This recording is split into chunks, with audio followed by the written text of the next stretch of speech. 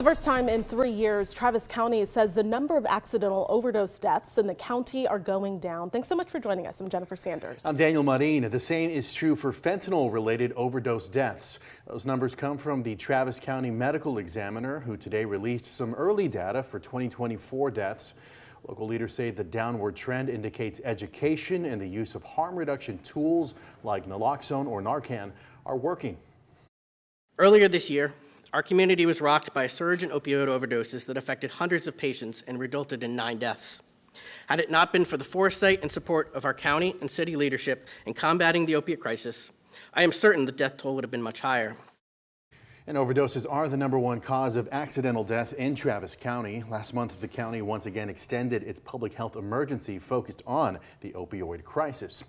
Now, going in depth, Travis County has found people leaving the county jail are 8 times more likely to die of an overdose than the rest of our community, which is why in this next phase of their fight against the opioid crisis, officials are directing life-saving resources to the county's prison system. And as KXAN's Grace Reader breaks down, a new federal grant will help them expand their ability to provide enhanced and possibly life-saving services.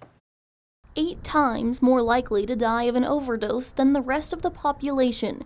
It's more than a statistic to Maggie Luna, the executive director of the Texas Harm Reduction Alliance. I am somebody who spent 20 years in and out of jail, rehab, and prison, all due to an opioid battle that I was fighting for 20 years. Monday, Travis County announced it's received a federal grant after finding that a disproportionate number of people leaving our jail are overdosing and dying a short time later.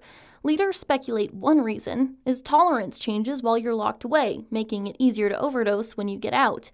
Another, people don't realize how hard it is to have nobody, to get out with nothing, and even if you really want to not use, sometimes that's what's been saving their lives. Here are some of the things that $1.6 million federal grant will go toward. In-jail services like peer recovery support, access to nursing services to manage medications after being released from jail, and expanding access to medication, including long-lasting injectables. And what that means is instead of having medically assisted treatment that maybe lasts a day or a week or something like that, and we're talking about things like methadone and other drugs that help curb the desire for opioids, this will be a long-acting injectable. So that means that it'll have that effect for months instead of days or weeks. Luna has now been off of opioids for nearly a decade and hopes these new resources will help address the underlying issue for others walking in her shoes. All of my years of going inside of county jail did not